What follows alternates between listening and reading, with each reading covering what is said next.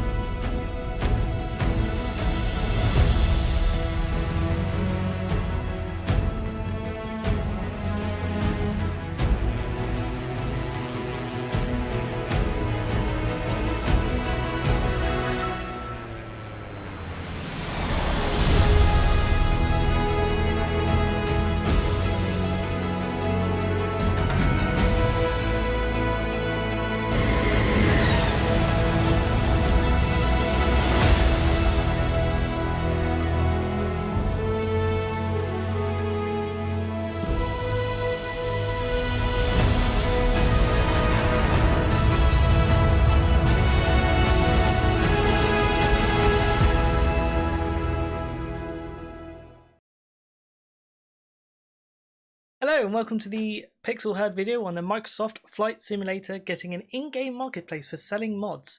As always, at the end of the video, comment down below your thoughts, like the video and subscribe.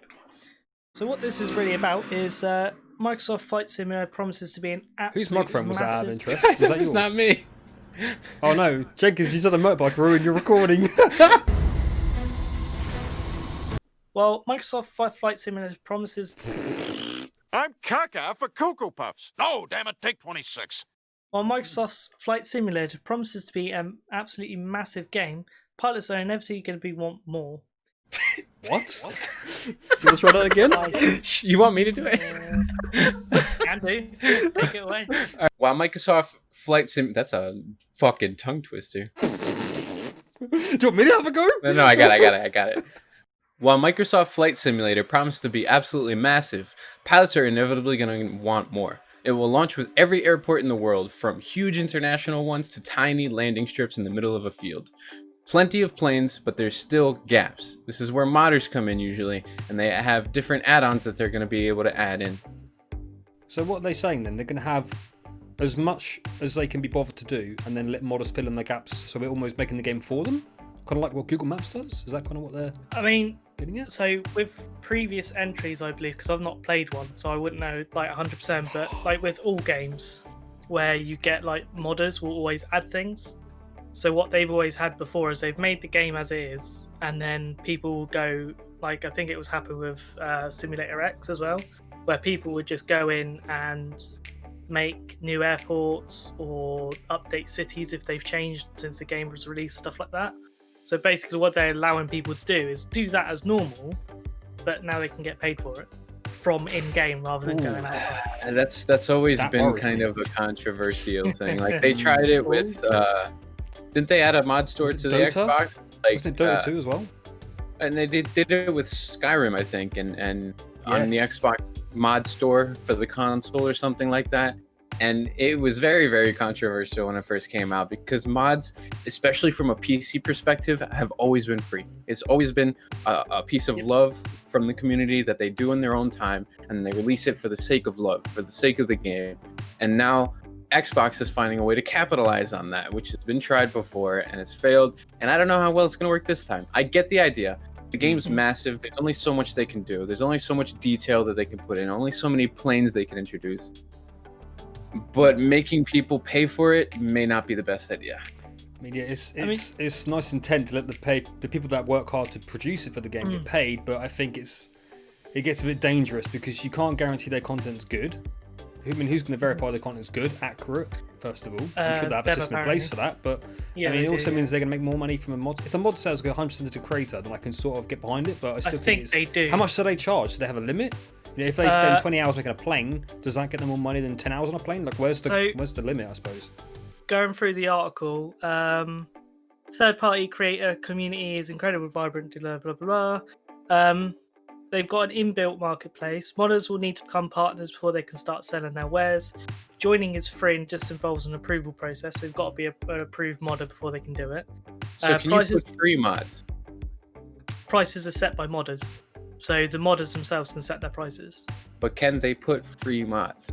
I'm assuming so. Yeah, you hope so, wouldn't you? It doesn't specify that, but they said they can set their own prices, so I'm assuming they can. I think that's going to be an important part, because if I remember the mod marketplace for Skyrim, I don't think there was free option. That would be silly. It's up to the modders. I think that's going to be something that will make or break this. The ability to make it free, or the ability to say, look, I put 100 hours into this mod, I'd like to make a little something off of it. I think that's important. Mm-hmm. Yeah. I think it's a good idea and a terrible one at the exact same time. I mean, yeah.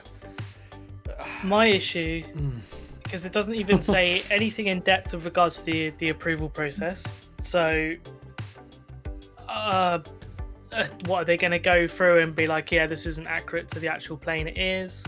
Because if you see half like mods for Skyrim, there's like what, millions and millions of mods by now, and some of them are absolutely atrocious.